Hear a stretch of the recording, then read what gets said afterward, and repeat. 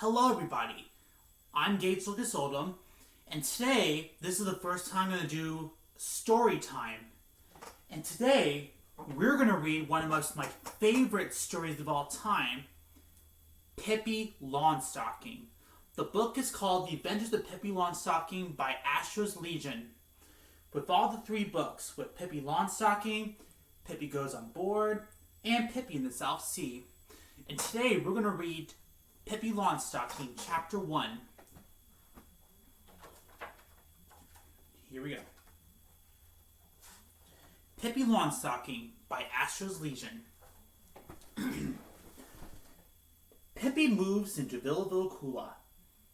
Way at the end of a tiny little town was overgrown garden, an old overgrown garden. In the garden was an old house, and the house lived Pippi Longstocking. She was 9 years old, and she lived there all alone, had no mother, no father, and that, of course, she was very nice there, with no one to tell her to go to bed just when she having a lot of most fun, and no one who could ever make her to cold lever oil when she much preferred caramel candy. Once upon a time, Pippi had a father who weren't she exactly fond, naturally, that she had a mother too. But that was a long time ago that Pippi didn't remember her at all. Her mother died when Pippi was a tiny baby and lying in the cradle and howled, so that nobody could anywhere near her. Pippi was sure that her mother was now in heaven, watching her little girl through a peephole in the sky. Pippi waves at her and called her, "Don't worry about me, I'll always come out on top." Pippi had forgotten her father. She was a sea captain who sailed the great ocean. Pippi had sailed with him in the ship until one day her father blown overboard into a storm and disappeared. But Pippi was absolutely certain that he would come back. She never believed that he had drowned. She was sure to have floated until he landed on an island and habitat by cannibals. And she thought that she became a king of all the cannibals, and went around with a golden crown on his head all day long. Cannibals, my papa is a cannibal king. Certainly isn't every child who has stylish papa. Pippi used the satisfaction in soon as my papa will build himself a boat and he will come and get me, and I'll become a cannibal princess. Hee-ho! Won't be excited. Her father bought an old house in the garden many years ago. He thought he would live there with Pippi when he grew old and he couldn't sail the seas any longer. And then the annoying things that happened, that he was blown into the ocean. And while Pippi was waiting for him to come back, when she went straight home to Villekulla, that was the name of the house that stood there really and ready and waiting for her. One lovely summer evening, she had to say goodbye to all the sailors on her father's boat. They were all fond of Pippi, and she of them. "So long, boys," she said, and kissed each other on the forehead. "Don't worry about me, I'll always come out on top." Two things she took with her from the ship: a little monkey whose name Mr. Nelson. He was a present from her father. A big suitcase full of gold pieces. The sailors stood upon the deck and watched how long they could see her. She walked straight ahead without looking back all. Mr. Nelson was on her shoulder and the suitcase in her hand. "A remarkable child," said one of the sailors, as Pippi disappeared in the distance. He was right. Pippi was indeed a remarkable child. The most remarkable thing was that she was so strong. She was very strong that in the whole wide world there was not a single police officer as strong as she. Why, she could lift a whole horse if she wants to too. And she waited too when she had a horse of her own that she had brought with one of her many gold pieces. The day she came home to Villekulla, she had always longed for a horse. And now he was living in the porch. When Pippi wanted to drink her afternoon coffee, they would simply lifted him down down to the garden. Besides Villekulla was another garden and another house. In the house lives a father and a mother and two charming children, a boy and a girl. The boy's name was Tommy, and the girl's Annika. They were good, were brought up by obstinate children. Tommy will never think of biting his nails, and he always did exactly what his mother told him to do. Annika never fussed when she didn't get her own way. She always looked pretty in her little white ironing cotton dress. She took the greatest care of them not to get them dirty. Tommy and Annika played nicely with each other in the other garden, but they had often to wish for a playmate. While Pippi was still sailing on the ocean with her father, they often to hang over the fence and say to each other, "Isn't it silly that nobody ever move into the house? Somebody out to live there, somebody with children." Excuse for a minute.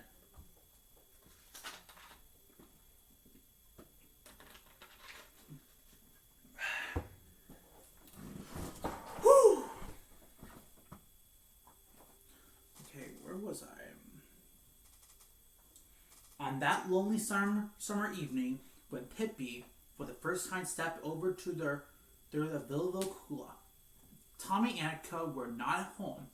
They had gone to visit their grandmother for a week, and so they had no idea that anybody had moved into the house next door. On the first day after that came home again, they stood by the gate looking out onto the streets, and even they didn't know there exactly was a playmate so near.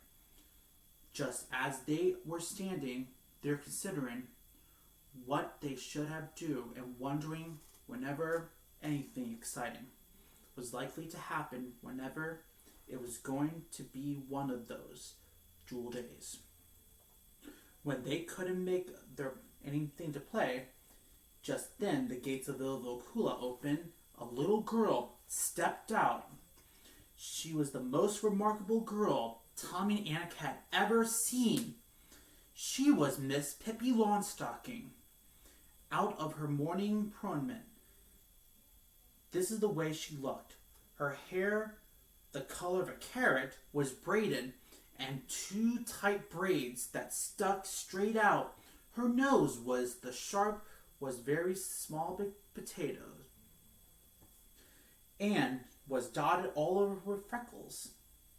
It must be admitted that the mouth under this nose was very wide one, with strong white teeth. Her dress rather usual. Pippi herself had made it. She had meant it was to be blue, but there wasn't quite enough blue cloth.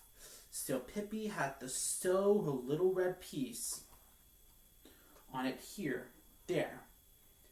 On her long, thin legs, she wore a pair of long stockings, one brown and the other black. She had pairs of black shoes. They were exactly twice as long as her feet. those shoes her father had bought for her in the South America. So that Pippi would have ever something to grow into, and she had never wanted to wear those any others. But the things that made Tommy and Annika open their eyes widest when they all was a monkey sitting on a strange girl's shoulder. It was a little monkey dressed in blue pants, yellow jacket, and a white straw hat. Pippi walked along the streets with one foot on the sidewalk and the other in the gutter. Tommy and Annika watched as long they could see her. In a little while, she came back, and now she walking backwards. That because she didn't want to turn around to get home. When she reached the Tommy and Annika's cage, she stopped. The children looked at each other in utter silence. At least Tommy spoke. "Why are you walking backwards?" "Why did I walk backwards?" said Pippi. "Isn't this a free country? Can a person walk any way that she wants to? For that matter, let me tell you that in Egypt everybody walks that way and nobody thinks it was the least bit strange." "How do you know?" asked Tommy. "You never been to Egypt, have you?" "I've never been to Egypt. Indeed, I have. That one thing you can be sure of. I've been all over the world and seen many strangers than people walking backwards. I wonder if you would have said if I come along walking on hands the way to do in Fastron, India." Now you must be lying," said Tommy. Pippi thought a moment. "You're right," said sadly. "I am lying." "It's too wicked to lie," said Annika, who had the least gathered up enough of courage to speak. "Yes, it was very wicked to tell lies," said Pippi, even more sadly, "but I forget it now and then. And how I can accept a little child who's a mother, who's an angel, and whose father is a king of a cannibal island, and who herself sailed on the ocean of all her life. How can you accept her to tell the truth always in the matter, and for that matter," she continues, her whole freckled face lighting up, let me tell you that in the Congo there is not a single person who tells the truth. They lie all day. Begins at 7 in the morning, keeps until the sundown. So if I should happen to lie now and then, you must try to excuse me, and remember that is only because I stay in the Congo a little too long. We can be friends anyway, can't we?" "Oh, sure," said Tommy, and realized suddenly that was not going to be one of those dual days. "By the way, why couldn't you come to have breakfast with me?" asked Pippi. "Why not?" said Tommy. "Come on, let's go." "Oh yes, let's," said Annika. "But first, I must introduce to Mr. Nilsson, said Pippi, and a little monkey took off his cap and bowed politely. Okay. One moment, please.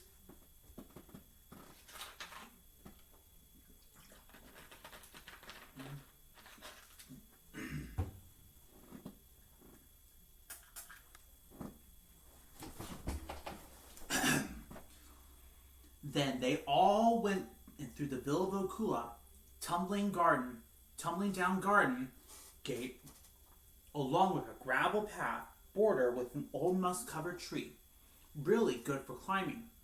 They seemed to be up to the house.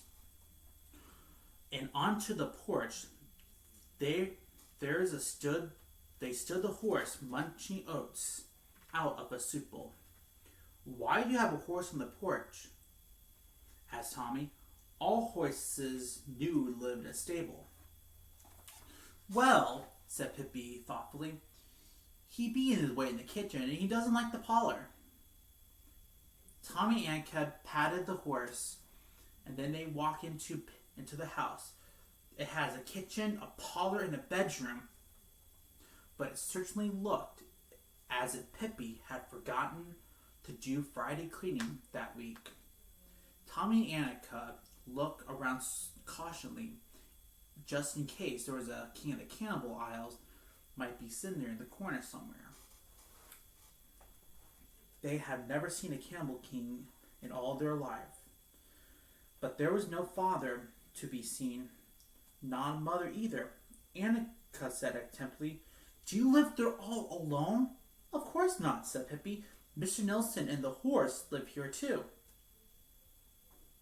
"Yes, I mean, do you have any mother or father?" "No, not the least little tiny of a bit," said Pippi happily. "But who tells you to go to bed at night and things like that?" said Annika. "I tell myself," said Pippi. "The first thing I'll tell you myself, in a nice friendly way. Then if I don't mind to tell myself again, more sharply. And if I still don't mind, then I'm in for a spanking. See?" Tommy and Annika didn't see it at all, but they thought maybe it was a good way. Meanwhile, they come out into the kitchen, and Pippi cried, "Now we're going to make pancakes. Now they're going to make pancake. Now we're going to fry the pancake." She took 3 eggs and threw them into the air. One fell down on her head and broke so that the yolk ran into her eyes. But the others, she caught them skillfully in the bowl, where they smashed into pieces. "I always did hear that eggs yolk was good for the hair," said Pippi, wiping her eyes. "And wait and see, mine will soon begin to grow so fast it will crackle. As a matter of fact, in Brazil, all the people go about with eggs in their hair. And there are no bald-headed people. Only once there was a man who was foolish, who ate his eggs instead of rubbing them on his hair. He became completely bald, and then when he showed himself on the street, there was a root of that the police were called out." While she was speaking, Pippi, that he had neatly picked the eggshell out of the bowl with her fingers. Now she took the bath brush that hung on the wall, and it began to beat the pancake batter so hard that it splashed all over the wall. She poured what was left into the griddle that stood on the stove. When the pancake was brown on one side, she tossed it halfway onto the ceiling, so that it turns right around in the air, and that she can't caught on it.